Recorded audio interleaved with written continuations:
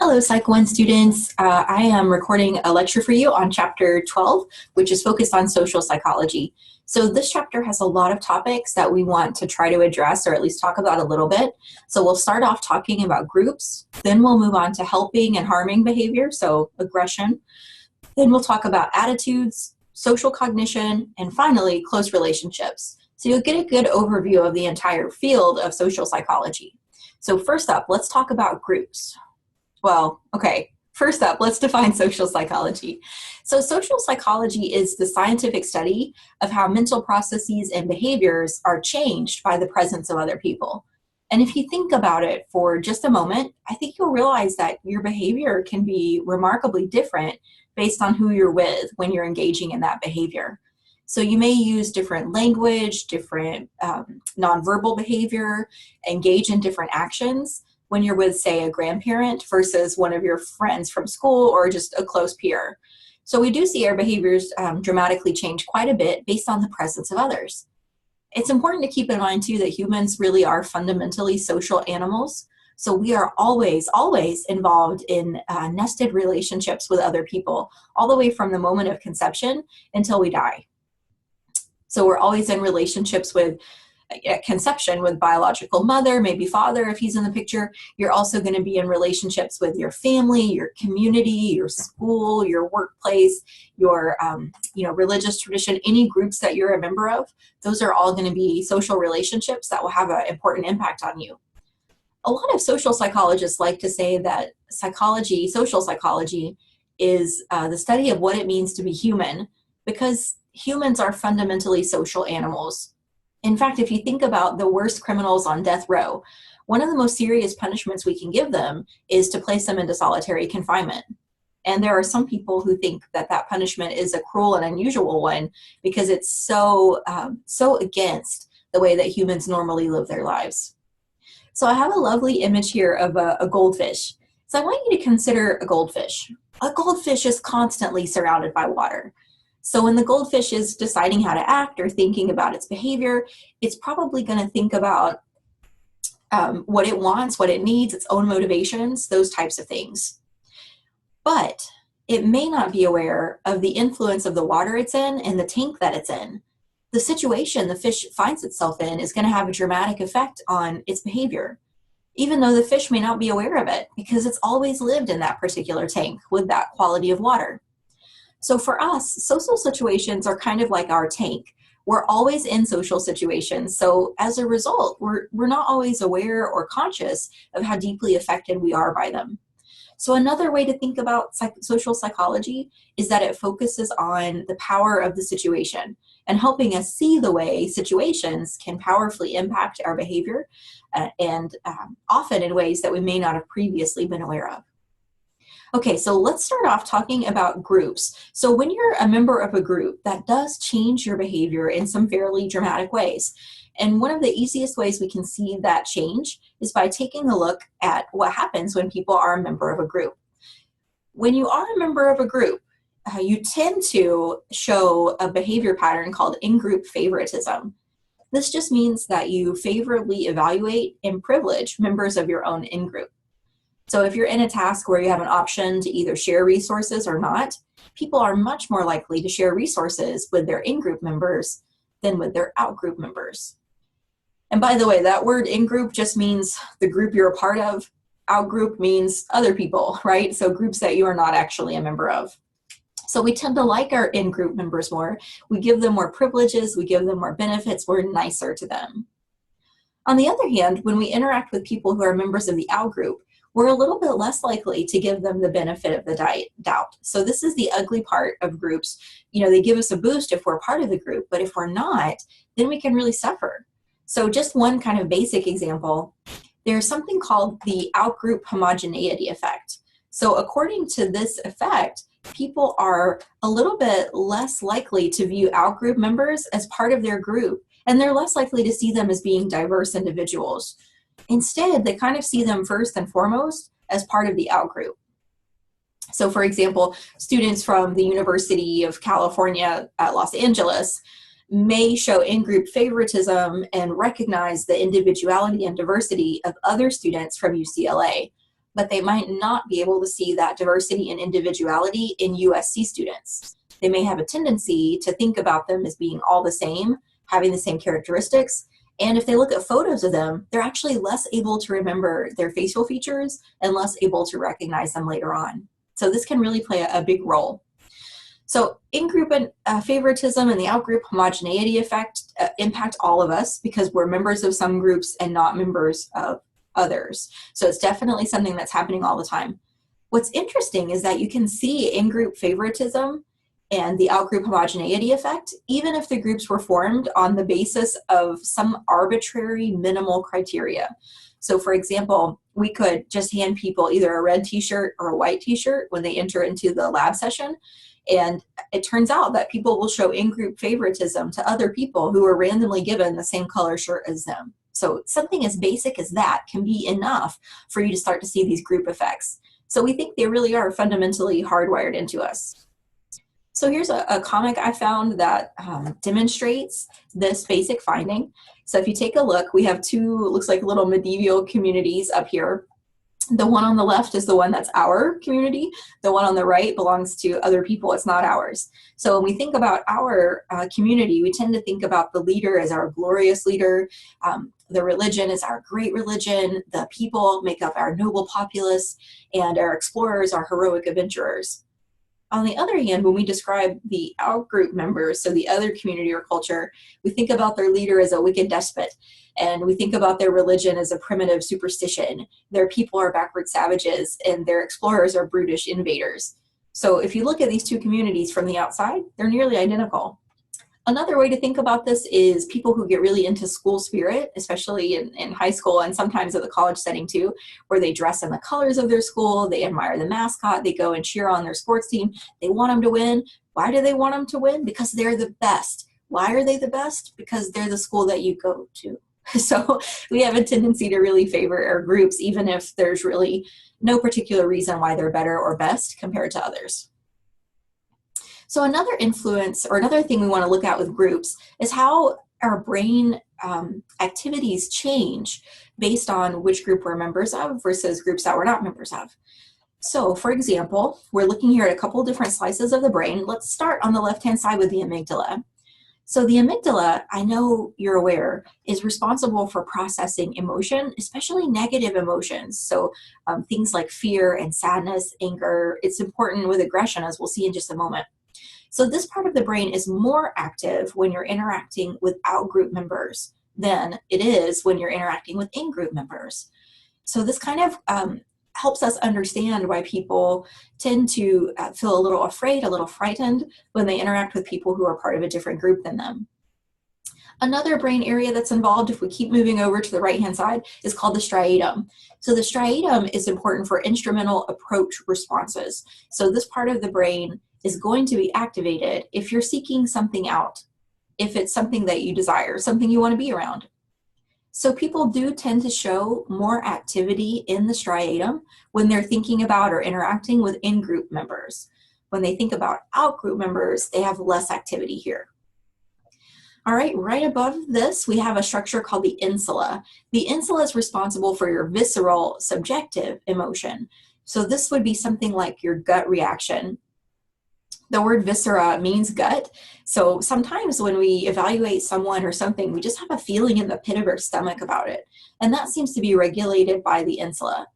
So the insula is activated when we're thinking about in-group versus out-group members. So again, kind of letting us know that that knee-jerk reaction we have when we interact with people who are part of the out-group may be activating different parts of our brain.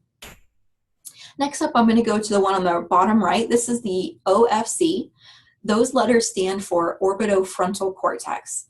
So this part of your brain is important for emotional judgments. So when you're making a judgment about whether you like someone or don't like them, the orbitofrontal cortex is going to be activated in that situation. And then finally, up top, we have the ventral MPFC. MPFC stands for medial prefrontal cortex. So if you think back to this case study of Phineas Gage, you might remember that he had a metal rod that went through his brain, and it specifically went through the prefrontal cortex. So with that damage, he started to have difficulty controlling his behaviors. He became more impulsive. He became more aggressive. He had a harder time relating to other people. So it looks like this part of the brain is really important for two parts of our ability to think about other people. The first one is empathy. So being able to understand other people's feelings and kind of experiencing them yourself.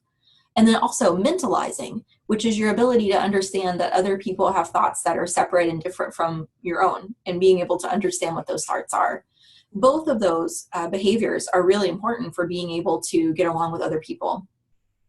So when it comes to in-group members versus out-group members, we tend to see greater activation in the ventral, medial, prefrontal cortex when people are thinking about or interacting with in-group members. We see less activation when people are thinking about or interacting with out-group members. Okay, so let's take a look at another effect of groups. This one is a little bit different. It's called the social facilitation effect. So this effect was actually first noticed by a social psychologist named Norman Triplett. Triplett conducted the very first research experiment in social psychology. He was interested in watching people in bicycle races, and he noticed that people tended to have better times on race day than they did when they were practicing or rehearsing. And this made him really kind of wonder and think, what is it about the presence of other people that seems to enhance performance? So he published the very first research study in social psychology as a result of his observations. Later on, though, some people noticed that while it's true, a crowd or an audience or a competitor can increase your performance, it can also hurt your performance. And it took a later researcher named Robert Zajonc to really take a look at why the presence of others can sometimes hurt and sometimes help your performance on a task. Zajonc broke it down like this. Let me move my little video here so you can see it. Okay, he broke it down like this. Zajonc assumed that the presence of other people would cause you to feel arousal. In other words, it stresses you out a little bit and it activates the sympathetic division of your of your autonomic nervous system. That arousal in turn can enhance your dominant response. So if this is something that you've learned really well, or the response is really easy, then we're going to see that the arousal will lead to good performance. So performance will be enhanced. You'll do better. On the other hand, if the response is really difficult or it's not very well learned, the dominant response could be poor performance. So we'll see that in that case, performance is impaired. So you may get your very best performance after you've engaged in lots and lots of rehearsal and you're in a situation that's at least slightly arousing. So maybe you're giving a concert performance in front of other people, or you're engaging in an athletic event in front of other people. That's when you're going to see that performance really be enhanced. On the other hand, if you're learning something new and you haven't practiced it very much, or if it's a difficult skill, then we're going to see that having an audience can make it worse, because you may be worried that you're being judged by other people, that you'll look foolish or something like that. And so performance is going to take a hit as a result. So Zajonc's model really helps us understand how the presence of others can either enhance or impair our performance on a task. All right, let's take a look at another effect, and I'll move my video back over here again. So the next effect that I wanted us to take a look at is called de-individuation. De-individuation happens when people feel less individuality. So instead of feeling like an individual, they feel like they're part of a group. And we do tend to see this a lot when people are in large groups, mobs, or crowds. So along with that reduced individuality, people feel less self-awareness. So they are not thinking about themselves. Instead, they're kind of thinking about the group and what the group is engaging in. And as a result, they have a tendency to pay less attention to their own personal standards, beliefs, and values. So instead of acting in a way they normally would when they're by themselves, they start acting in a way that's a bit more in line with what the group is doing or what the group standards or norms are. So just to give you one example of the process of de-individuation, I wanted to tell you about research conducted by Philip Zimbardo, and it's usually called the Stanford Prison Study or the Stanford Prison Simulation. So in this research study, Zimbardo and his colleague essentially put an ad in the newspaper for students, volunteers. Actually, they weren't all students. They were just young men from the community to volunteer. When they volunteered for the study, he screened them to make sure they didn't have a history of mental illness, they didn't have a criminal record, and they hadn't abused drugs. So he essentially screened out anyone who had any kind of a past issue or history of violent, aggressive, or disturbed behavior. Once he had identified the group of men who were going to be in the study, he randomly assigned them to either be prison guards or prisoners. If they were randomly assigned to be prison guards, they showed up, they went through a really brief training, they were assigned uniforms, and you can see in the photo up here they're wearing those uniforms. They were given a pair of mirrored aviator sunglasses so that you couldn't see their eyes very well, and they were told to maintain and keep order within their prison. On the other hand, the people who were assigned to be prisoners actually got picked up by the Palo Alto Police Department. They went through central booking, and when they arrived at the Stanford study, they were given a prisoner uniform, they were assigned a number, they had to wear a stocking cap over their hair to essentially, strip away their individuality to some extent. And they were told they were prisoners, and they had to listen to the guards and do what the guards said to do. Now, Zimbardo designed this experiment because there have been a lot of news stories about abuses that happened in prison settings. And Zimbardo was kind of starting out with the assumption that, people who decided to be prison guards might in some way just be cruel or mean-spirited or aggressive people. So that was his basic assumption. So he put people in the setting, and he was interested to see, would the prison guards be kind? Would they treat the prisoners with respect? Or on the other hand, would they start to show some of those abusive behaviors? And he knew up front that none of them were particularly cruel or had a history of that type of behavior. So he had planned to have the prison running for about 2 weeks, so 14 days, but he actually had to shut it down after just 6 days in the study because some of the people who were prisoners started to have breakdowns and be under intense stress. As it turned out, the prison guards got more and more and more aggressive and cruel. They made them do things like take away their beds or their pillows. They would put spurs or nettles in their blankets so that they were physically painful to sleep on. They took away their clothes. In some cases, they even made them clean toilets with their bare hands. And the prisoners just got more and more and more beaten down and repressed throughout the study. So they had to actually pull the plug on this research study. And it's a really powerful example of how our behavior changes when we're in a powerful situation that has really strict roles. So both the prisoners and the prison guards were behaving in a way that was more in line with their roles than their own unique individual selves. They became de-individuated. So this is a really kind of artificial laboratory type setting. Although the results are powerful, we have to be a little suspicious about what they tell us about the real world. Unfortunately, though, we have pretty good evidence that we have things like this happening in the real world all the time. So you're looking at an image down here from the Abu Ghraib prison scandal that happened in 2004 in Iraq. In that study, soldier guards at that prison harassed and threatened and tortured prisoners. There's even evidence that assault and sexual assault took place, that people weren't allowed to practice their religion, so some really cruel behaviors. And when they talked to the folks who were within the prison setting, they said the same kind of thing that the people in Zimbardo's study said. They said, you know what, I was following orders, I was carrying out my job, I was doing what I was supposed to do. So de-individuation can lead to some pretty bizarre, pretty radical behaviors. Although I should point out, we can see de-individuation happening in minor situations as well. So if you've ever found yourself dancing wildly at a party when you wouldn't normally do that in day-to-day life, you might have been experiencing de-individuation. So if the group was dancing, if everybody was having a good time, shouting, jumping up and down, singing to music, if you felt de-individuated, if it was dark, for instance, then you might have gone along with the group instead of engaging in your regular behavior because you were de-individuated. So we're most likely to see de-individuation when we are experiencing arousal. So just like arousal changed behavior in the social facilitation effect, it also changes your behavior in these group or mob situations. People are also more likely to be de-individuated when they feel anonymous. So feeling completely anonymous can play a role. So you're more likely to be de-individuated if you're part of a large group, for example, if it's dark, if you're wearing a mask, if you feel like no one can identify who you are. Those are the situations where we see more de-individuation. One more criteria that plays a role is when you don't feel responsible. So if you're part of a large group that's engaging in, say, rioting behavior, you may not feel responsible for what's happening because you may just feel like you're part of a larger group. So it's not actually your responsibility. So we can see that playing a role as well. All right, so one way to help prevent de-individuation is to make sure that people maintain self-awareness. And you can do that by calling them by their name, for example.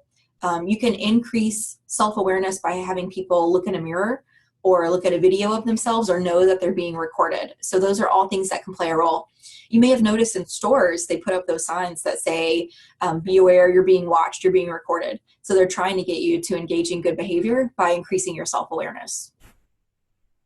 Okay, so this is a pretty, an effect that can be really dramatic and drastic, but being in a group can also affect your behavior in much more subtle ways. So let's take a look at some of the ways that people's behavior will change just because they're a member of a decision-making group. So this is more about groups that make decisions.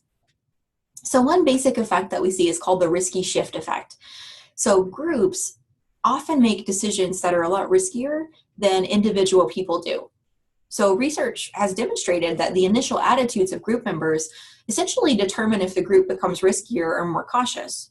But the more extreme the attitudes of the group members are coming in, the more likely the group is to make riskier, more extreme decisions. Another related effect is called group polarization. So with group polarization, the initial attitudes of group members get more and more extreme over time. So for example, when a jury discusses a case, the discussion tends to make individual jurors believe even more strongly in their initial opinions about the person's guilt or innocence. So being a part of a group can really make people kind of dig in with their opinions and their beliefs, and it can end up making those initial thoughts even stronger. Another effect that we see is something called groupthink, and this one is really concerning. So with groupthink, we see that groups can make really bad decisions if the group is under pressure, facing some kind of external threat, or is biased. So it's really kind of a special case of group polarization.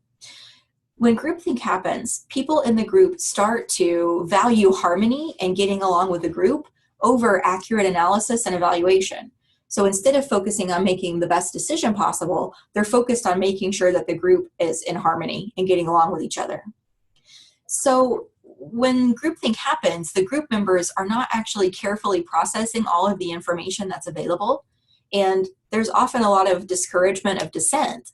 So if someone is going against the group, then the other group members can really try to kind of squash down their behavior or change their opinions.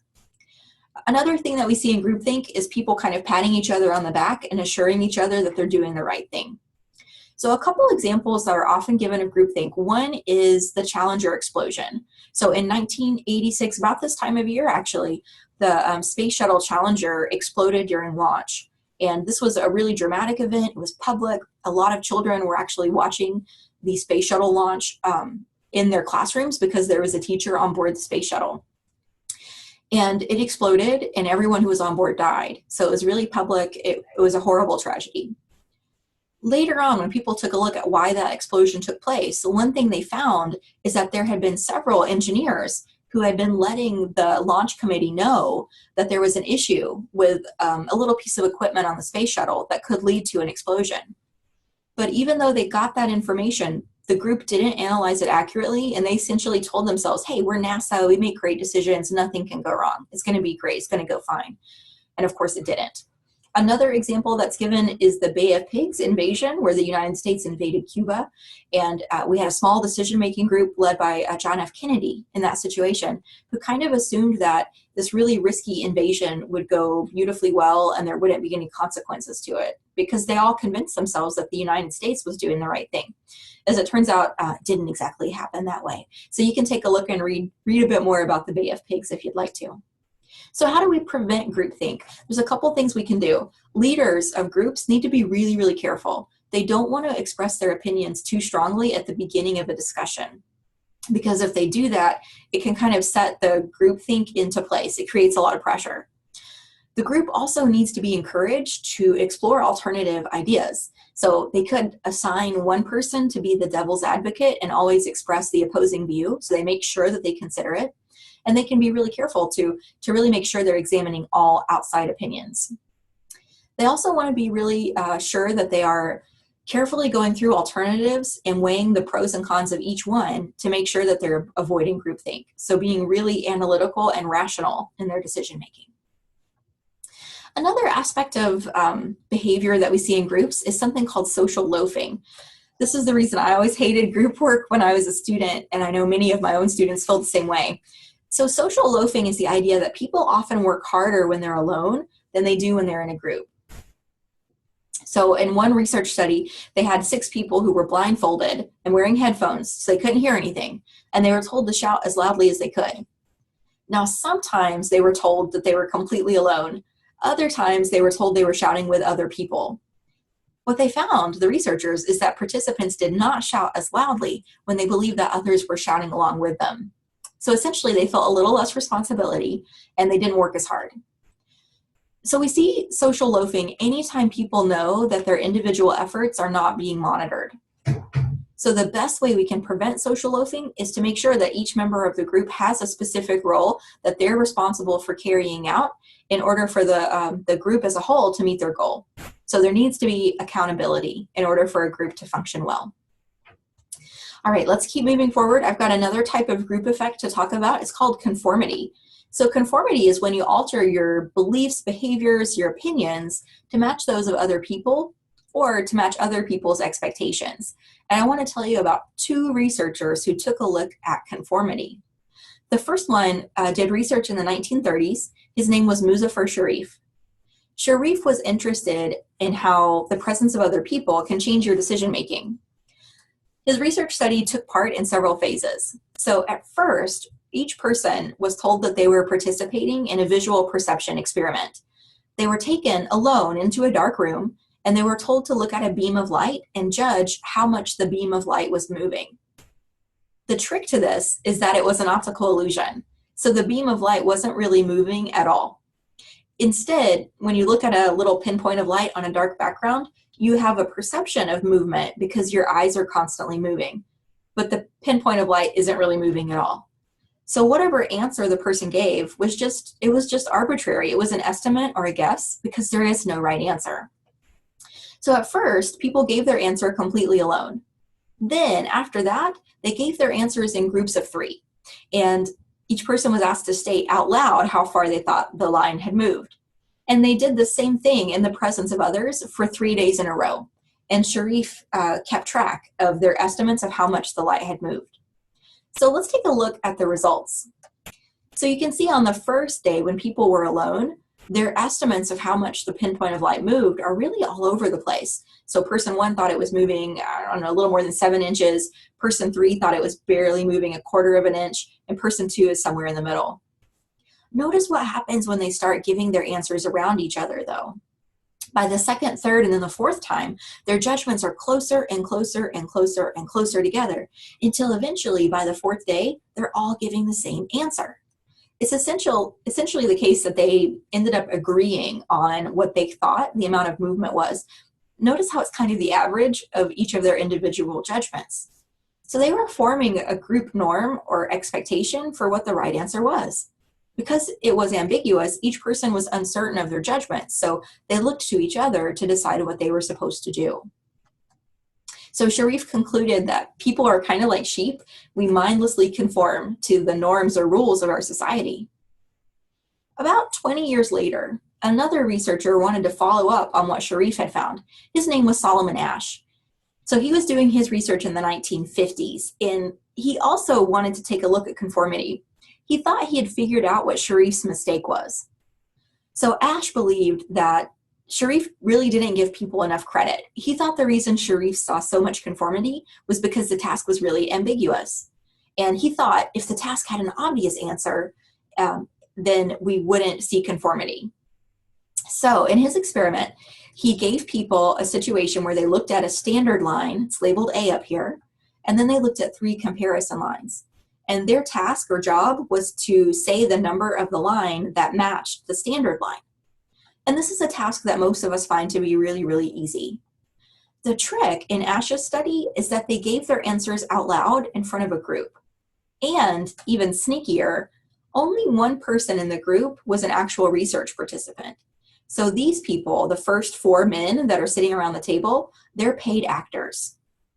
The only person who's a real participant is the one in the white shirt in seat number 5.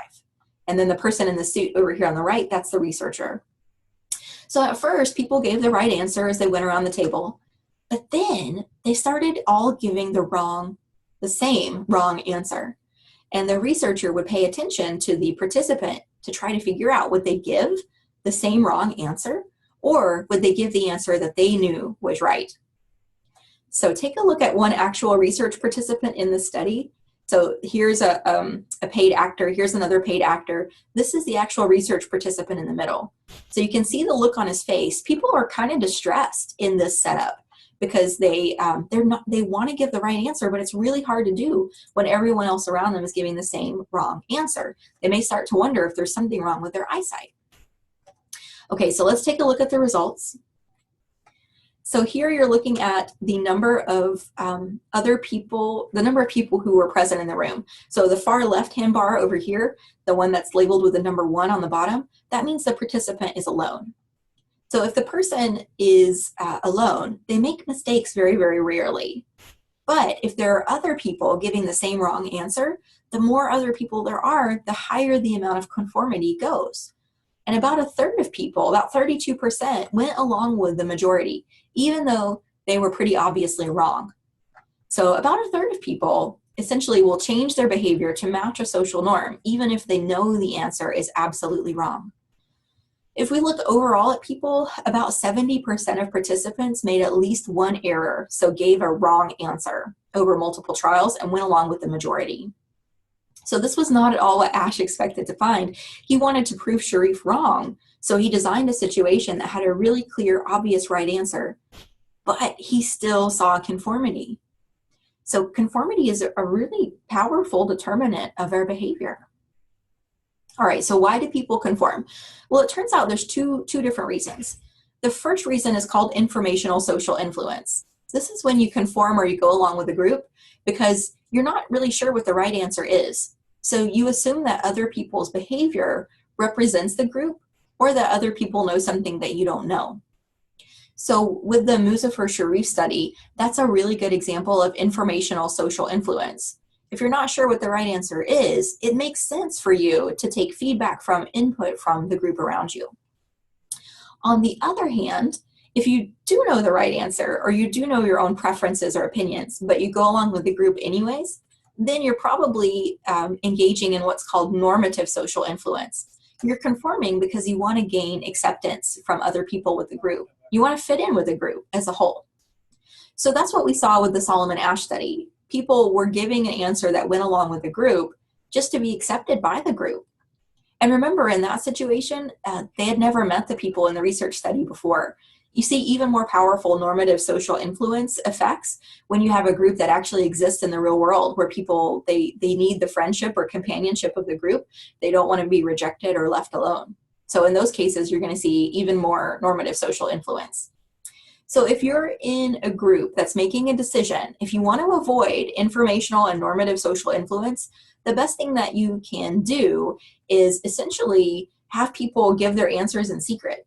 So instead of asking people to have a public vote or poll or opinion, ask them to write their answers down on a piece of paper and submit them anonymously.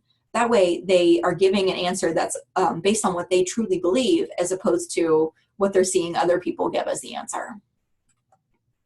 All right, next up. So with conformity, you go along with a group because you want to fit in with the group or be part of it. No one asks you to change your behavior and no one has any real power over you. With our next type of social influence or group effect, we see that someone is giving you a request. So that's the main difference. The person still doesn't have power over you, but they're asking you to engage in a certain behavior or buy a product or believe something. So they're actually trying to get you to change behaviors or thoughts. So there's a couple different types of compliance strategies that people can use. The first one's called the foot in the door technique. So this one is actually named for door-to-door salespeople. This used to be a major industry back in the 30s, 40s, and 50s. It's not as much of an industry today, but it was a huge way that people would reach their target audience. And they would kind of go door to door, show off a product, and try to get the person in the house to buy it. The foot in the door idea is that if they could get the person to just talk to them, to have conversation with them, it would increase the likelihood that that person would buy the product. So they were trying to literally get their foot in the door so they could talk to you to make it more likely that you're going to buy the product. So the way this applies to social psychology is that if you can get someone to agree to a small request first, then they're much more likely to agree to a large request later. So in other words, if you want someone to let you borrow their car, you may start off asking if you can borrow a pencil or an eraser or a piece of paper. And eventually, over time, the idea is that they get used to the idea of helping you. They want to be consistent, and so they're going to be more likely to help you later on when you ask for a bigger request. As it turns out, though, the opposite finding is true. So with door in the face technique, you're more likely to agree to a small request after you first refused a larger request. So in other words, this seems to work because people feel guilty. So if someone says no to a large, outrageous request that you make, they feel bad about it. They feel guilty. So if you come back with a smaller request, they may feel like they owe it to you to grant that smaller request. So kids are pretty good at this one. They may wear their parents down asking for a pony, knowing that mom and dad are going to say no. And after months of asking, they may kind of follow that up and say, well, what about a guinea pig? Or could I have a hamster? So they're following up that large request with something small. And that should increase the likelihood that their parents will go along with their request. All right, the last technique for compliance I want to tell you about is called lowballing. This is something that's used a lot in sales. So if you can get someone to agree to a specific low price or a certain set of conditions, and then you change the terms, most people will still go along with the agreement. So for example, with car sales, you may bring someone in, you give them a quote, you get them to commit and agree to it, and then you tell them that you're going to go in the back and talk to your manager and write up the paperwork. While they're waiting, you're really nice to them, you give them a drink, you give them a candy bar, and they're probably thinking about that car, imagining themselves in it, they're getting super excited about it. And then oftentimes the salesperson will come back and say, so you know the deal we just talked about, my manager won't let me do it. We've got to add on these taxes. We've got to add in these fees. The warranty's not as long as you thought it was going to be. So they're essentially changing the terms of the agreement. And this, even though they're changing the terms, most people will still go along with it. So that's the lowballing technique. Now that you know about it, you can be aware. So if you go into a sales place and someone starts to change the terms that you've agreed to, be willing to stand up and walk out. So that way you won't fall victim to lowballing. All right. Last kind of group effect that I want to tell you about is called obedience. So remember, with conformity, you change your behavior, but no one asked you to and no one had power over you. With compliance, you change your behavior because someone asked you to, but they don't have power over you. With obedience, this is when you follow someone's orders, you do what they told you to do, and the person actually does have authority over you. And that's a key piece of why you engage in the behavior. So obedience was best studied by Stanley Milgram. Milgram set up a really clever experiment to try to test whether or not people would follow orders to harm someone else. Milgram was directly inspired by the events of World War II. He wanted to understand how regular, everyday people who went home at night to their families could carry out the orders to commit genocide. When people went and interviewed folks who were part of Nazi Germany, they kind of found that over and over again, people were saying, I didn't want to do those things. I was just following the orders of the person above me. And so the researchers would go up a level and talk to the person above, and that person would say, I was just following orders, really all the way up the chain. So people essentially will use the orders of an authority as a way to explain why they did awful things. So Milgram wondered if he could create a situation like that in a laboratory here in the United States. So he essentially created an experiment or a study where people would show up at the laboratory in pairs. Milgram told all of them that they were participating in a research study on the impact of punishment on learning. And they would draw straws to see who would be the student and who would be the teacher. Then the experimenter, who wore a white lab coat, had big heavy glasses on, and had a clipboard, the experimenter would explain to them how the experiment was going to work. So the teacher was going to be seated in front of a shock generator, and you can see the shock generator at the bottom part of the screen up here. The teacher was told to read a list of word pairs, and after reading it, they were supposed to test the student on their memory for the word pairs. So the teacher would say one word in each pair, and the student was supposed to respond with the answer by pushing a button. When the teacher saw the answer, they would either give the feedback that that answer was correct, or they would say that is incorrect, and then they were supposed to administer a shock to the student, so a punishment, physical punishment. For the first wrong answer, they started off on the left-hand side of the shock generator with a mild slight shock. But for each wrong answer after that, they were supposed to go to further and further levels of shock. So they were never supposed to move backwards, only to increasing intensity. All right, so here's the trick to Milgram's study. Nobody actually got shocked. The person who was assigned to be the student was actually a paid actor, and they were supposed to carry out a role where they did pretty well at first, but over time they started to get the wrong answer, and they would have to receive shocks, and they would, cry out, they would shout, they would say, "Oh, that hurt," or "That was more painful." As the shocks got more intense, the person playing the role of the student would start saying, "I have a heart condition. I'm getting worked up. I don't like this. I don't want to do this anymore." Then they started shouting, "Let me stop. Let me out of here. I want out." And then eventually just stopped answering altogether.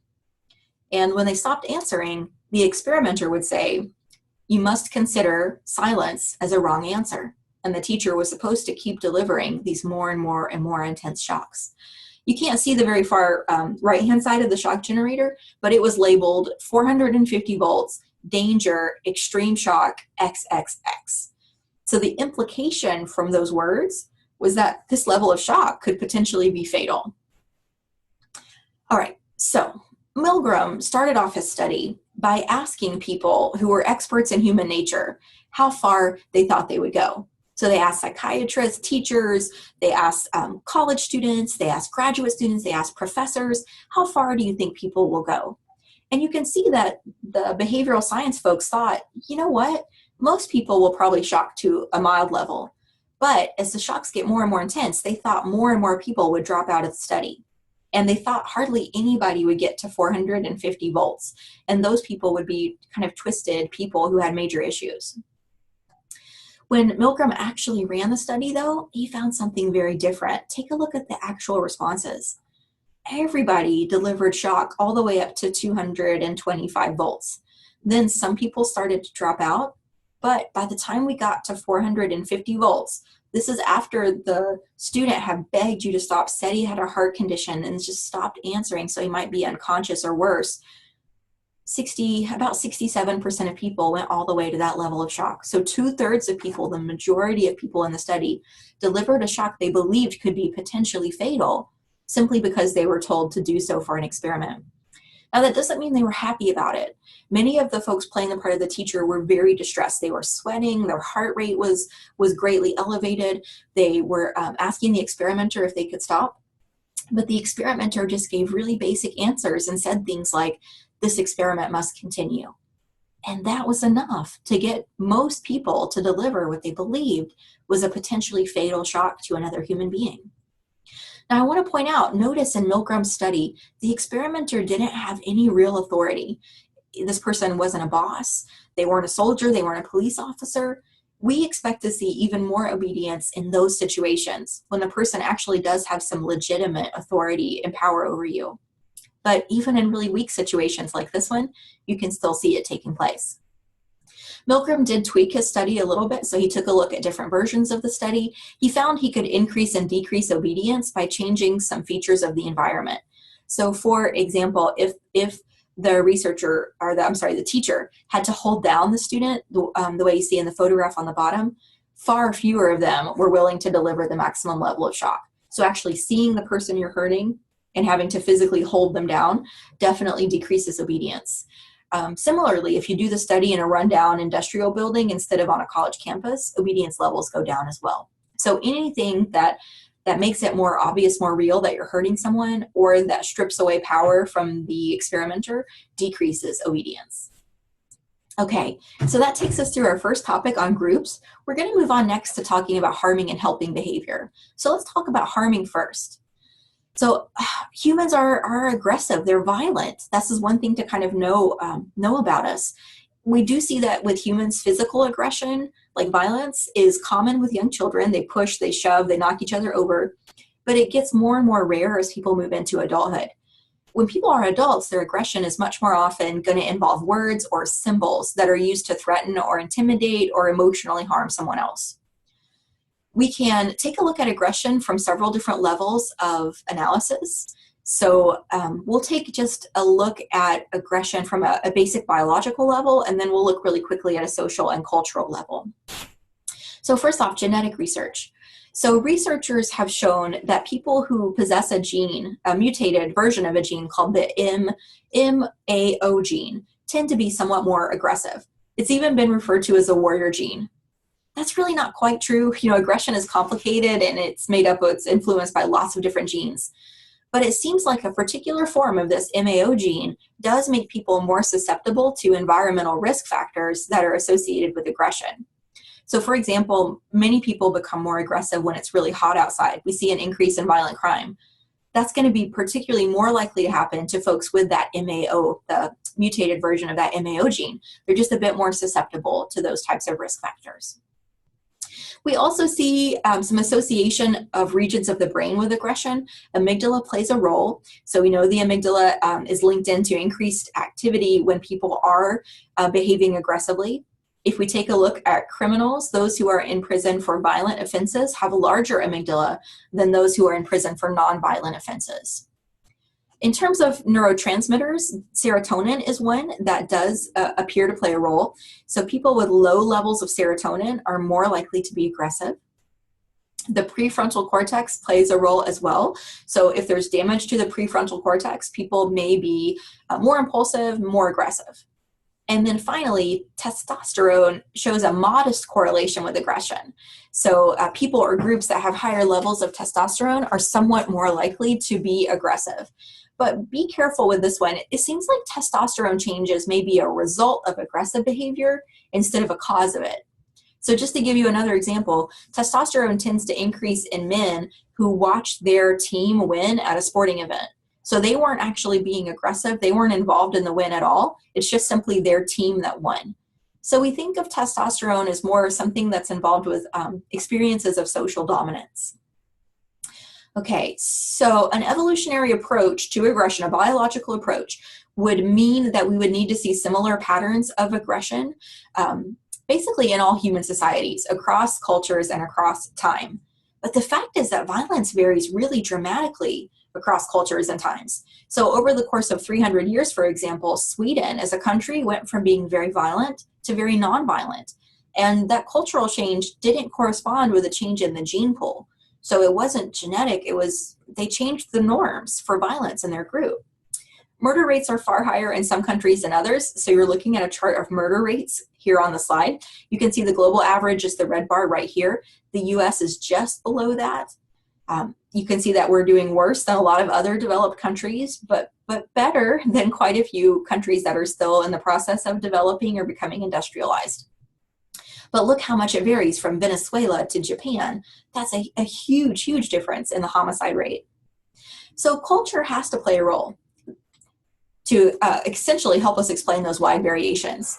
So I want to tell you about one cultural factor that we see playing a role. It's something called the culture of honor. In a culture of honor, people have a belief system in which men are really primed to protect their reputations through physical aggression. So honor is just incredibly important.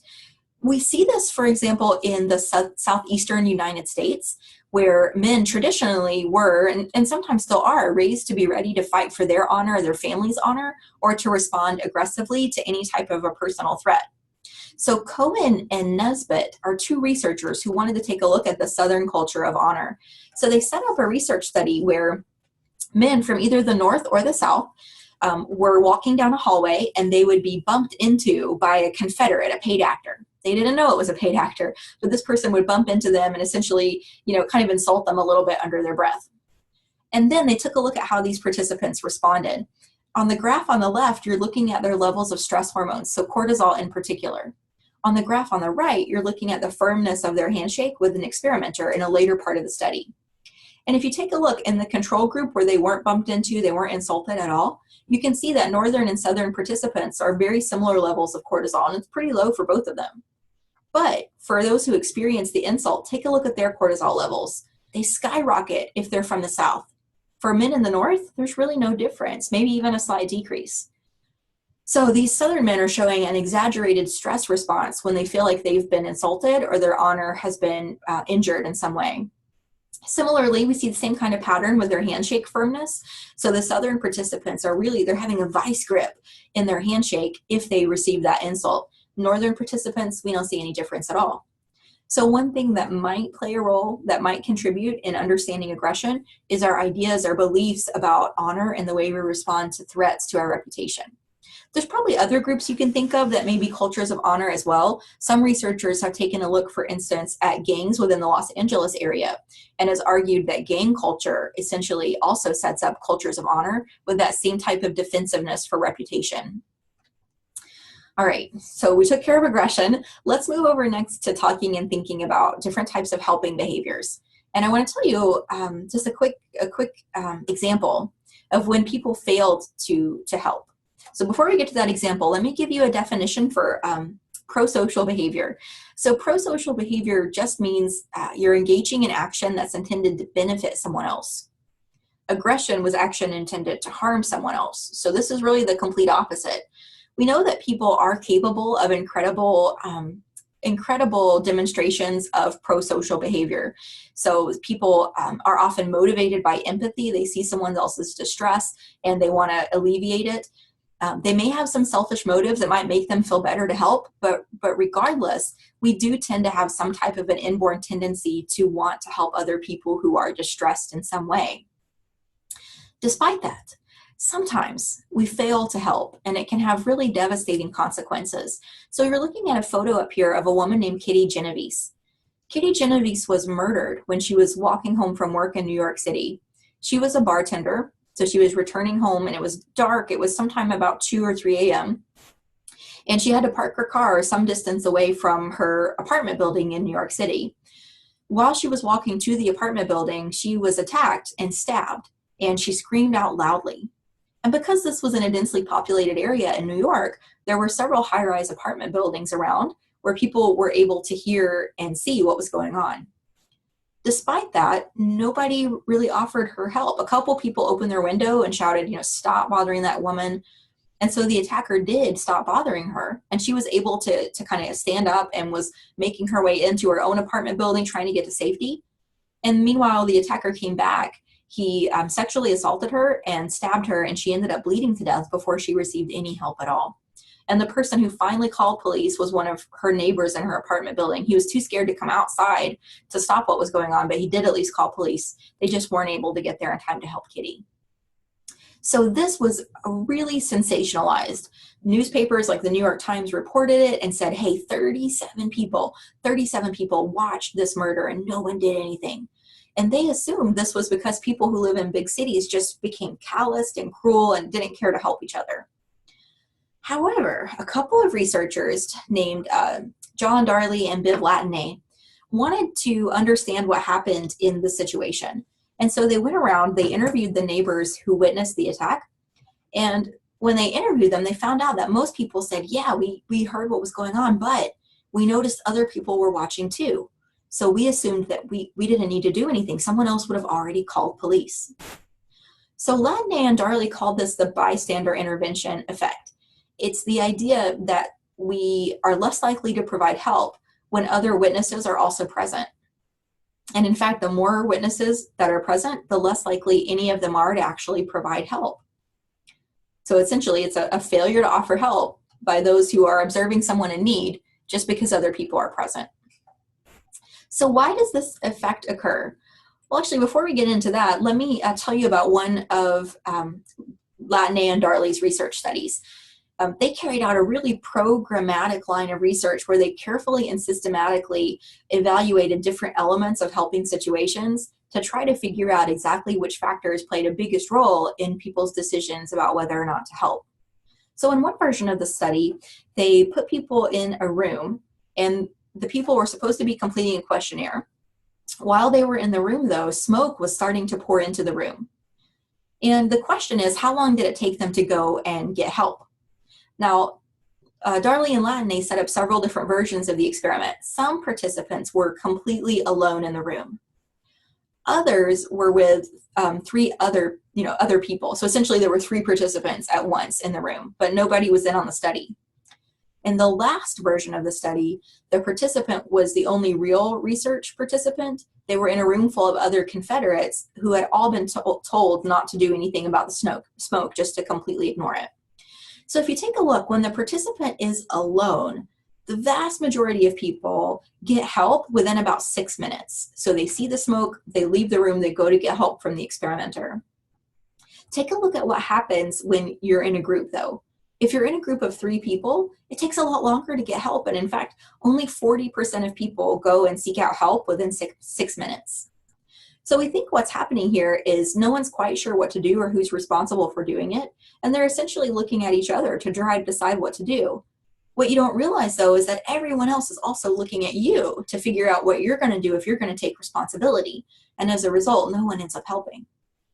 Finally, if you put the participant in a room with Confederates or actors who are ignoring the smoke, very few of them actually go and get help. Less than 20% will actually go and get any help within that 6-minute time frame.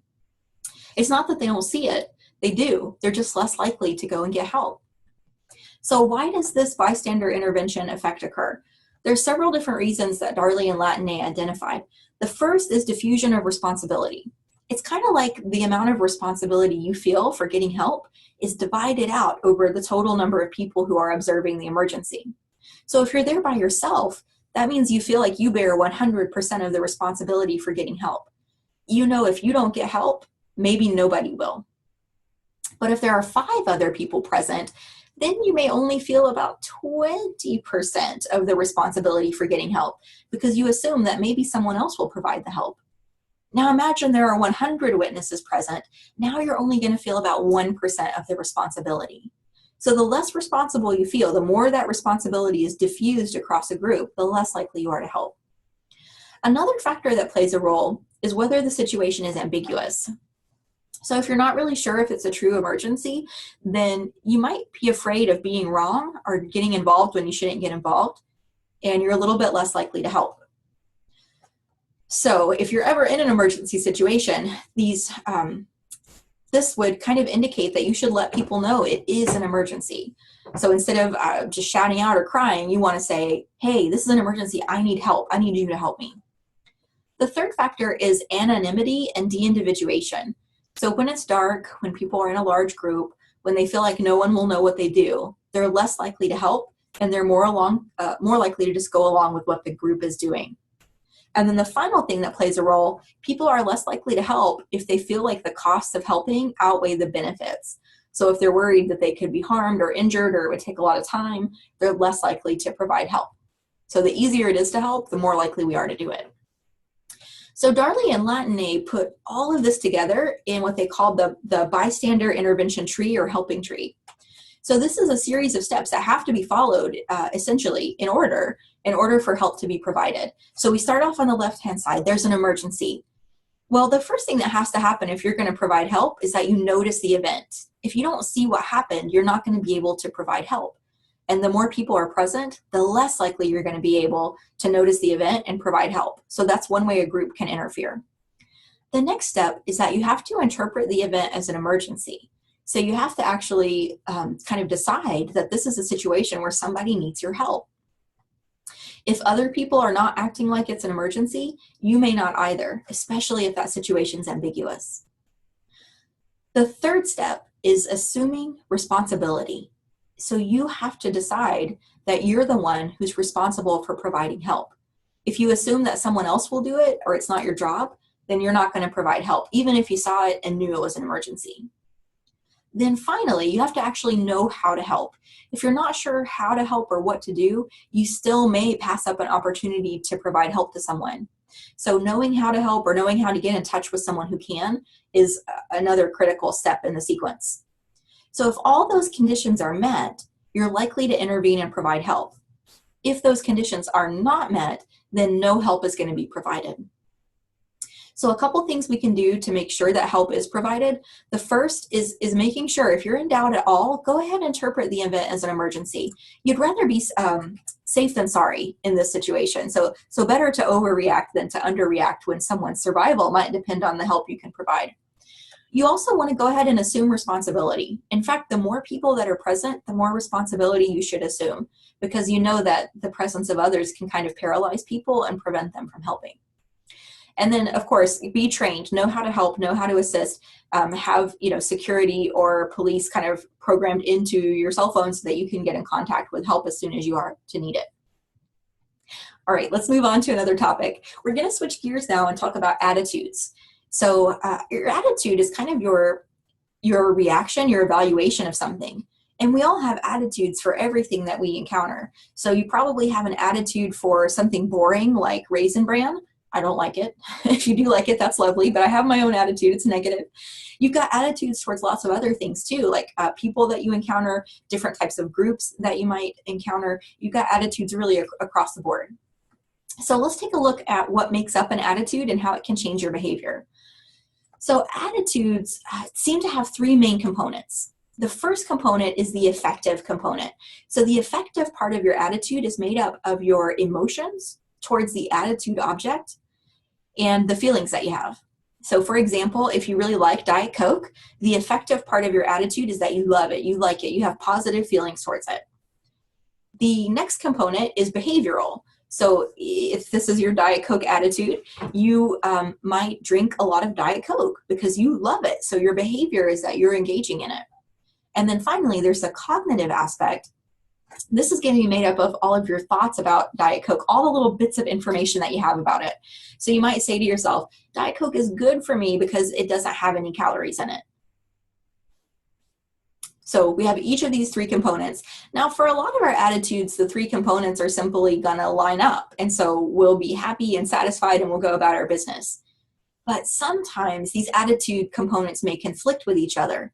And when that happens, because we like to be consistent, we feel really uncomfortable when our attitudes are not consistent with themselves.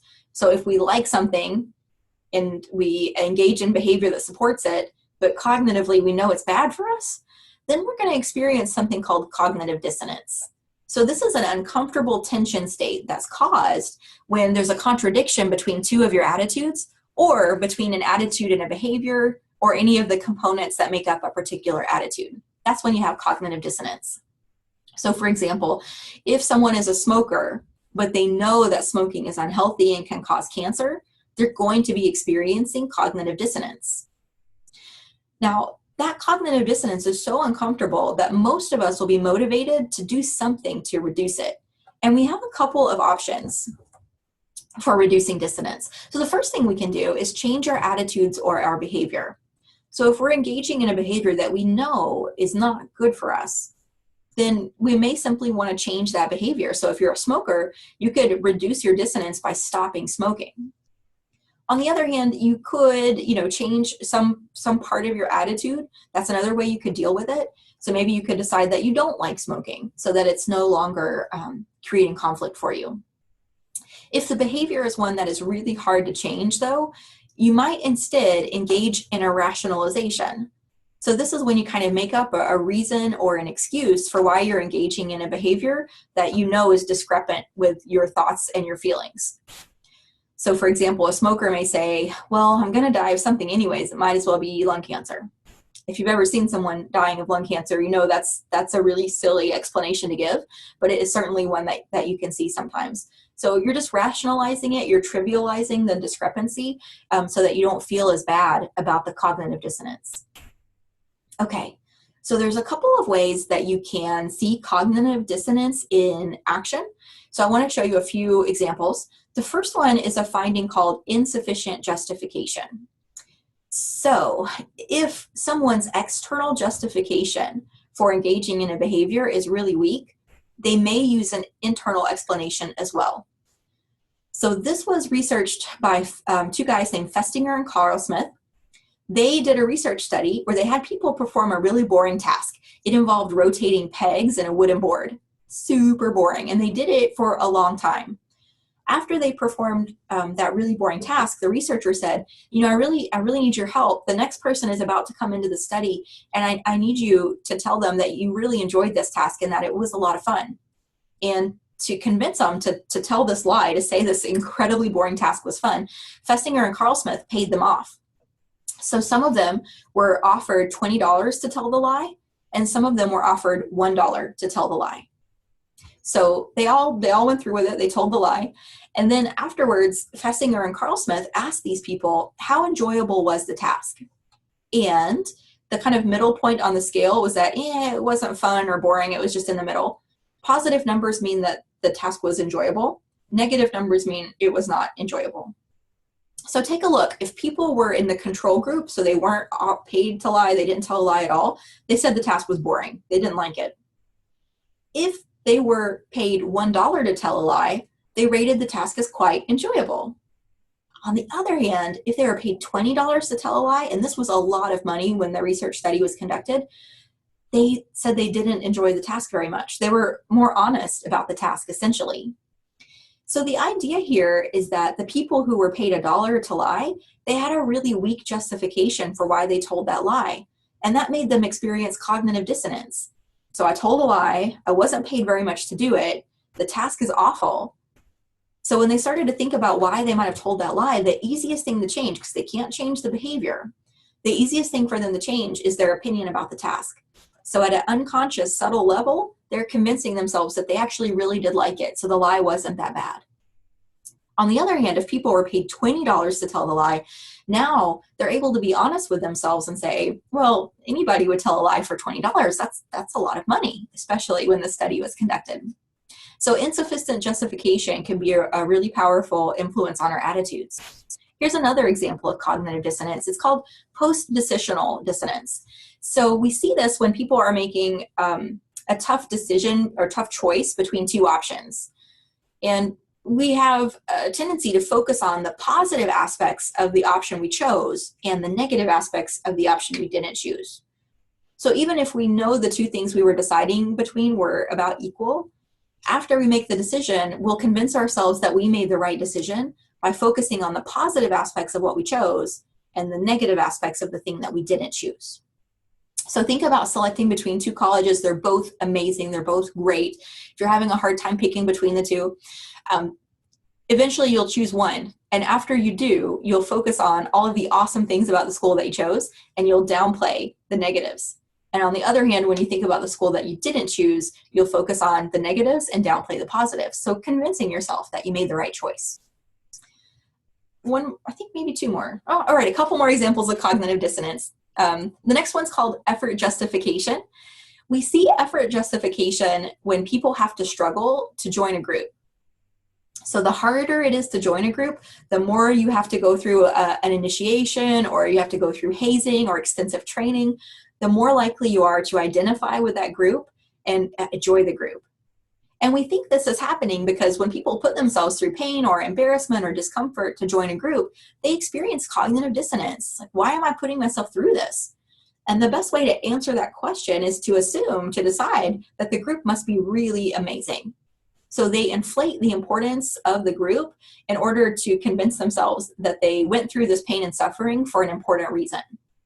So they essentially, they emphasize their connection and commitment to the group. So this effort justification can explain why people are willing to subject themselves to humiliating experiences such as hazing. And it also helps us understand why going through something like basic training can be a really intense, difficult experience.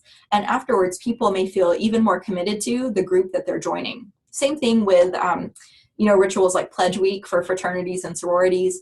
Or I went through grad school. That was a long, painful 5 years. I really enjoyed it, but it was also difficult. So sometimes I think that experiences like that, not only are they part of the training, but they also convince you by the end that you made the right decision and that you love what you did and you wouldn't do it any other way. So that's effort justification. All right, I'm going to skip this next slide about persuasion so that we can move over to talking about social cognition. So social cognition is all about how you think about other people. And there's a couple of topics that we want to address within social cognition. We want to talk a little bit about attributions, and then we'll switch over and talk about prejudice and discrimination. So attributions first. So an attribution is just your explanation for someone's behavior. And we're all making attributions all the time. We're really motivated to try to make these attributions so that we can understand our own basic needs for order and predictability. And overall, there are really two types of attributions that we can make. We can make personal attributions, which are also called internal or dispositional attributions, or we can make external situational attributions. So when someone engages in a behavior, we have a decision to make. Did they do that because of their personality or disposition, or did they do it because of their situation? If we attribute it to their personality, then we're making an internal attribution, a dispositional attribution. If we attribute it to their situation, then we are assuming that they're engaging in that behavior because of forces outside of themselves, because of the situation that they're in. So imagine someone cuts you off in traffic. In that situation, many of us will make a dispositional attribution. So you might shake your fist in the air and say, oh, what a jerk, you cut me off in traffic. We may not be aware of the situation the person is in. So if we were going to make a situational attribution instead, we might assume that the person's late for work, or they're rushing to the hospital, or that they just didn't see you there. So you're kind of recognizing that the situation may have had an impact on their behavior. Okay, so here's the trick about making attributions. We have a couple of cognitive biases that cause us to make mistakes when we make attributions. The first one happens so often that it's called the fundamental attribution error. So we tend to overemphasize our expectancy that people's actions correspond with their beliefs and personalities. Or let me phrase it a different way. We tend to overemphasize personality traits and underestimate situations when we're making attributions for other people. So we really focus in on their disposition, their personality. So this is just kind of an interesting finding. It is so basic that we call it the fundamental attribution error. And when I think about the field of social psychology, I think the whole field is really set up to try to correct the fundamental attribution error. When you're explaining your behavior and the behavior of others, social psychologists want you to think about the power of the situation. Okay, next up, another bias is called the actor-observer bias. So the actor-observer bias is the idea that when you make an attribution for your own behavior, you tend to focus on the situation. So if you fall asleep in class, you may have a tendency to explain that to yourself by saying, you know what, I was working double shift last week, I've had a cold, I'm sick, my kids kept me up all night. You focus on the situational factors. On the other hand, when you're explaining someone else's behavior, so maybe a classmate falls asleep in class, then you focus on dispositions or personalities. So you may say that person is just lazy, they're not engaged, they're not a good student. So you're making an internal attribution about their internal self, and you're assuming that it's deeply meaningful. So you want to be aware of that. We tend to focus on situations when we explain our behavior, and we focus on dispositions when we explain the behavior of other people. Okay, let's take a look now at our thoughts about groups of people instead of focusing on individual people. So when we're talking about someone's attitude towards a group of people, we tend to refer to that overall attitude, and especially the cognitive piece of the attitude, as a stereotype. So a stereotype is a generalized belief that we have about a group of people. With a stereotype, we tend to assume that identical traits are assigned to all members of the group. And we do this for members of every group that you could think of. So we make and have stereotypes for ethnic and racial groups. We have stereotypes based on gender, sexual orientation, religious affiliation, political beliefs, ages, appearance, regions of the country, socioeconomic status. All of us are members of groups that are stereotyped. The reason I say that is because we use stereotypes as a way to try to reduce the complexity of the world. You're constantly surrounded by information, and you can't deeply process every single thing that you encounter. So you're going to use schemas and other templates or blueprints of knowledge to help you organize that information. When you use a stereotype about a person, it allows you to reduce their complexity down to just a couple of pieces of knowledge or information that you have about their particular group. The problem is that not every member of the group is going to be exactly the same. And when you reduce someone to a stereotype, when you judge them based on kind of your knowledge about them, what you're going to be doing is stripping them of their individuality. You're not recognizing them as a unique and complete individual. All right, so stereotype is kind of your cognitive beliefs about a group. We all have stereotypes. It's impossible not to. The important thing is for us to be aware of those stereotypes and how they might be influencing our judgments of people. The next component of your attitude towards a group of people is called prejudice. Prejudice is kind of a step further. With prejudice, you're having a negative, unjustified prejudgment of a group of people. So this is when you meet someone and maybe you instantly just dislike them as a result of the group that they're a member of. Or maybe you just instantly like them as a result of a group they're the member of. We usually want to focus on those negative judgments though. So for example, maybe you meet someone who is, I'm just going to pick a group at random, who is from Texas. And so you draw some negative associations or assumptions about them. You don't like them as a result of the fact that they're from that particular group. So prejudice is your feelings. Stereotype, that's your thoughts. The last thing we need to address are your behaviors. So discrimination is an unjustifiable negative behavior towards a group. So you might be rejecting people from a certain group. You might be refusing to engage with them or interact with them. You may actually refuse to give them a job offer, not study with someone. You could, not help someone just because they're a member of a group that you have a prejudiced attitude towards. So the problem is that in reality, groups really are diverse. And if you're judging them based on your stereotypes, based on your prejudice, you're going to end up being wrong more often than you're right. And your behaviors are going to be unjustifiable. So now you are actively discriminating against someone just on the basis of their group membership. So here's the kind of sequence in which these things follow. Stereotypes can lead to prejudice. Prejudice can lead to discrimination. But it doesn't have to work that way. So in fact, it's not an automatic process. You can have a stereotype that doesn't lead to prejudice. Or, your stereotypes could lead you to positive judgments that wouldn't lead to discrimination. You could even have prejudice but not act on it. So they don't necessarily all follow. Just because you have a stereotype, which we all do, doesn't mean that you're going to behave in a way that's prejudiced or discriminatory. So keep that in mind. And we can certainly be aware of our thoughts, be aware of the stereotypes that we have, so that we can be sure not to judge people based on them, so we can avoid prejudice, and then really be careful with our behaviors so that we're not hurting people just based on their group membership. So not necessarily an automatic process, as we just said. All right, so when you think about stereotypes and discrimination, I want to point out to you that we can classify them into two different ways. So some of your stereotypes are blatant stereotypes. These are intentional, conscious, voluntary, controlled biases. So if you were to ask someone, are you a racist? And they said yes, they would be telling you about a blatant stereotype. They would be telling you, I am, I know I am, I'm conscious of it, it's intentional, I choose it. This is what researchers call an explicit attitude, because you're consciously aware of it, you can talk about it, you're intending to act in a certain way. On the other hand, subtle stereotypes are not intentional, they're not conscious, they're involuntary, they're kind of automatic bias. And since they're kind of below the level of conscious awareness, we call those subtle stereotypes implicit attitudes. So keep in mind that in our society today, most people are aware that it's not socially acceptable to say that you're racist or sexist or whatever the case may be. So people often don't have those blatant stereotypes or blatant attitudes. That doesn't mean, though, that we've gotten rid of those implicit attitudes.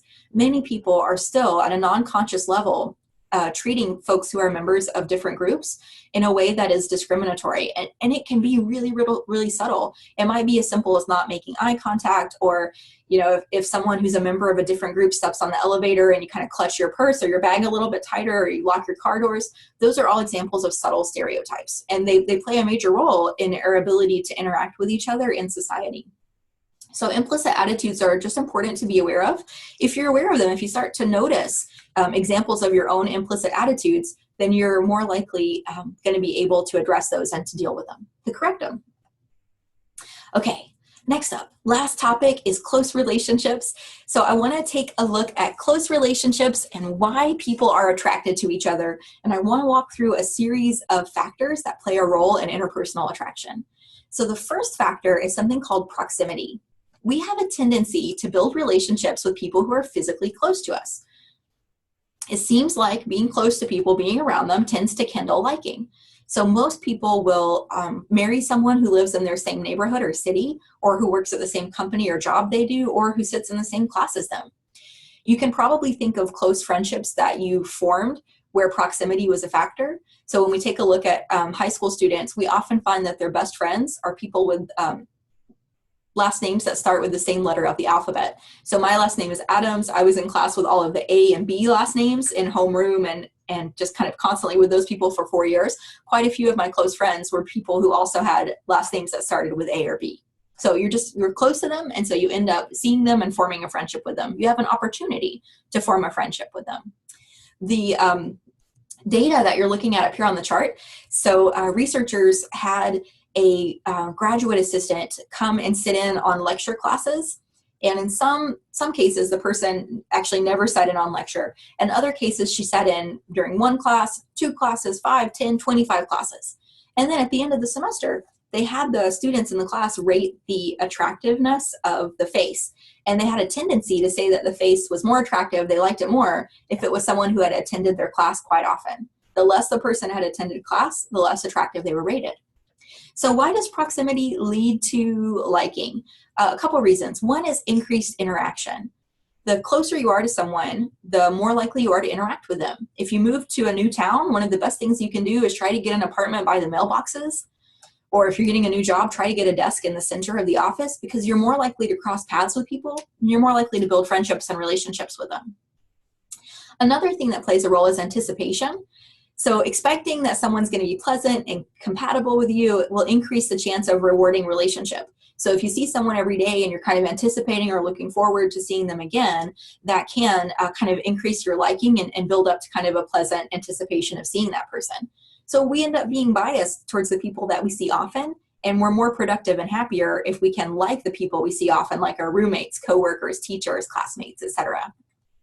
Another thing that plays a role is the mere exposure effect. So things that are new to us tend to be liked more and rated more positively after you've been repeatedly exposed to them. So we like the things that we are exposed to more often. And we saw that really clearly in the research study on the left, where people were just rating the attractiveness of a face based on how often they had seen them.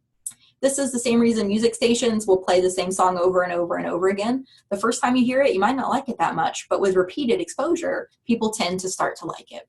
So you've got to be around someone in order to decide to like them and spark up a relationship. The next factor I want to talk about is similarity. So people have a tendency to be attracted, to form romantic relationships, to form friendships with people who are like them. So similarity is our next effect. We tend to be attracted to people who are similar to us in terms of attitudes and beliefs, age, height, attractiveness level, politics, religion, and habits. So we really have a tendency to prefer to be around and be in relationships with people who are like us. Now, this kind of goes in the face of kind of our general wisdom. There's a saying that opposites attract, but research shows us that the relationships that are happiest and most stable tend to be relationships where both partners are similar to each other, which is really kind of an interesting finding. All right, next up, people are attracted to each other because of physical appearance. So we'll take a look at physical attractiveness next. Physical attractiveness actually predicts liking better than either personality or intelligence. So when you ask people what they're attracted to, they usually give you some kind of high-minded answer like sense of humor, intelligence, personality. But when it comes down to it, physical attractiveness tends to be the best predictor of interpersonal attraction as well. There is a catch to this, though. It's called the matching phenomenon. So people tend to be happiest when they choose partners who are a good match for them in terms of overall attractiveness. So we tend to seek out mates or partners who have a similar attractiveness level to us. The idea here is that, someone who's maybe a 2 or a 3 on an attractiveness scale is really not going to be in a happy relationship with someone who's a 10. They're always going to be worried that the 10 will leave them. They're going to be worried that the 10 is constantly thinking that they can do better. And by the same token, a person who's a 10 won't be happy with someone who's a 2 or a 3 because they're going to constantly think that they might be able to do better. And so they're going to be looking for what else is out there. So neither partner is really satisfied, and the relationship tends to fail over time, to not last very long. So I wanted to give you a couple of famous examples. So on the left, this is Julia Roberts and Lyle Lovett. They were married to each other for a very brief period of time. Now I know people have different opinions about attractiveness, but overall, most people would rate Julia Roberts as being more attractive than Lyle Lovett. Their relationship, their marriage lasted less than a year, so it was really, really short-lived. And then they moved on and married other people from there. Another example that I had was Brad Pitt and Angelina Jolie. Unfortunately, they're going through the process of a divorce now, but most people would rate them as being more similarly matched in terms of physical attractiveness, and their marriage did last considerably longer. All right, when it comes to thinking about physical attractiveness, we think that part of why people like folks who are physically attractive is because of a stereotype we have, or a cognitive bias we have, which is essentially believing that things that are beautiful are good. We tend to assume that people that are physically attractive also have other desirable traits as well. And we learn this pretty early on in life. So think about Disney movies. So Cinderella, Snow White, they're beautiful, and the witches and the stepsister are ugly and bad and mean. If you look at The Little Mermaid, right, Ariel is beautiful and thin, and the evil, I guess, sea witch, Ursula, is represented as being unattractive. She's got a double chin. She's overweight. So over and over again in fairy tales and stories, we see this idea that people who are beautiful are the heroes in the story. And we see it in children's book all the time. Think about Peter Pan. Captain Hook has a prosthesis, a hook hand.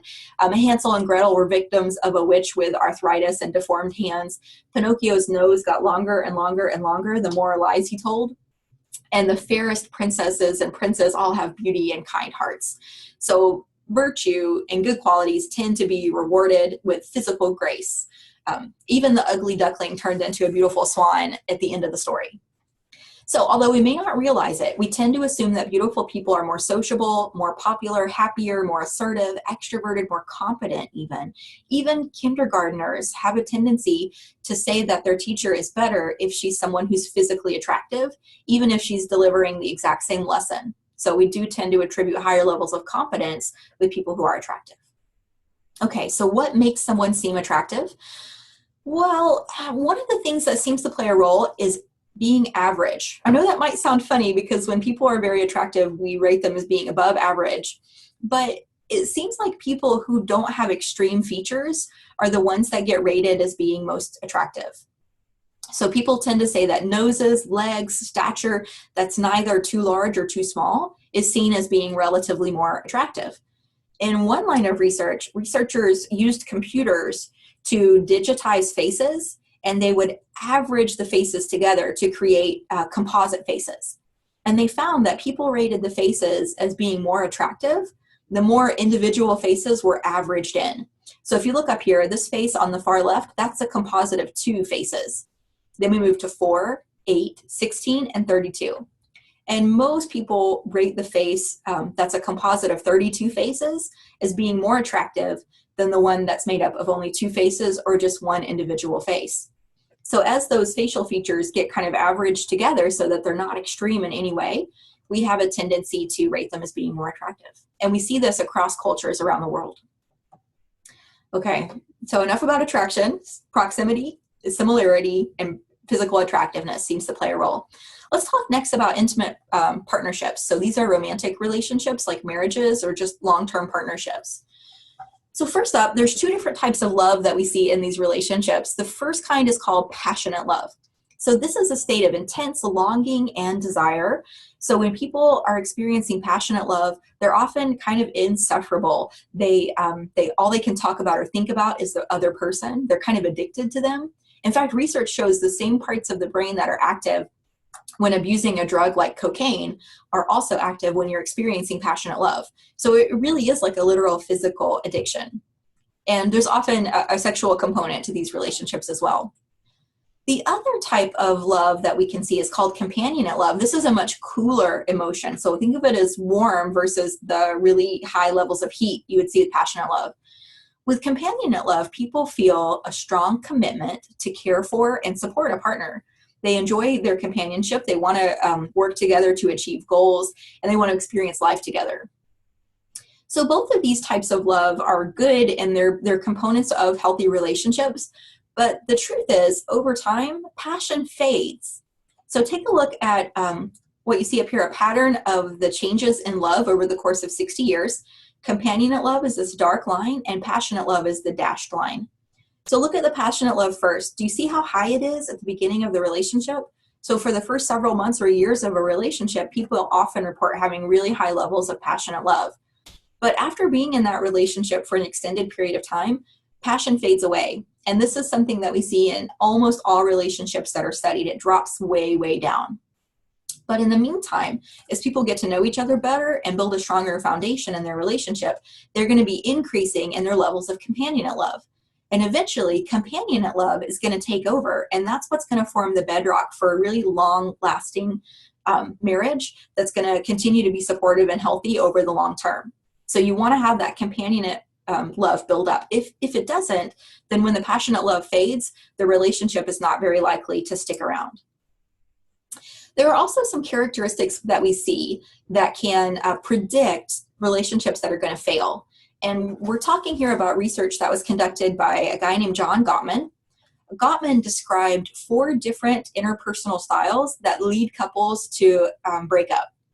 The first one is criticism. So when one partner is verbally attacking the other, then that's something that's really corrosive within a relationship. The next one is contempt. So this is when you're attacking someone's sense of self, when you're insulting someone or psychologically abusing them. So talking down to your partner, doing anything you can to kind of bring them down or break them down. Next up is defensiveness. This is when you see yourself as a victim. And so instead of kind of taking credit for things you may have done wrong and working to fix the problem, you are perceiving it as an attack and you're saying, whoa, I didn't do this. You may even reverse the blame. You may say something like, I didn't start the fight, you started the fight. So that's getting defensive. So instead of trying to work towards a solution, you're meeting the negativity with even more negativity. You're escalating the situation. And then finally, stonewalling. So this is a behavior where people withdraw as a way to avoid conflict. So they may be trying to show their disapproval, to create distance, to separate. They just refuse to continue the conversation. They walk away into a different room. They won't talk about, they're stonewalling you. So all 4 of these tend to be signs that a relationship is not going to last very long. Happy couples show very little of these behaviors. Unhappy couples, the one that are on a path to breaking up or getting divorced, they show all 4 of these. And the more of these that are present, the more problematic the relationship is. So I want to kind of give you at least one positive behavior. It's called accommodation. So the research shows us that partners who accommodate tend to build healthy relationships. When you make an accommodation, that means you make a partner enhancing attribution and you overlook bad behavior so that you can respond constructively. So for example, making a partner enhancing attribution might be giving someone the benefit of the doubt. So if they come home after work and snap at you, you might choose to make a situational attribution and say, oh, okay, I know she had a bad day at work today, as opposed to assuming the person's trying to be a jerk or trying to start a fight. So you're just giving them some credit, giving them the benefit of the doubt. And this is a really important skill to develop. You don't want to always have a knee-jerk negative reaction because everybody makes mistakes from time to time. Everybody does the wrong thing in a relationship from time to time. And if you're able to forgive those minor offenses and make accommodations for them, your relationship is much more likely to last over the long term. All right, that takes us through social psychology. I hope this recorded lecture has been beneficial to you, so I hope it'll be helpful as you're studying. If you find you have any questions, let me know. I'm happy to help over email, through the course discussion board, or during my office hours. So I'll talk to you again soon. Enjoy the remainder of your week.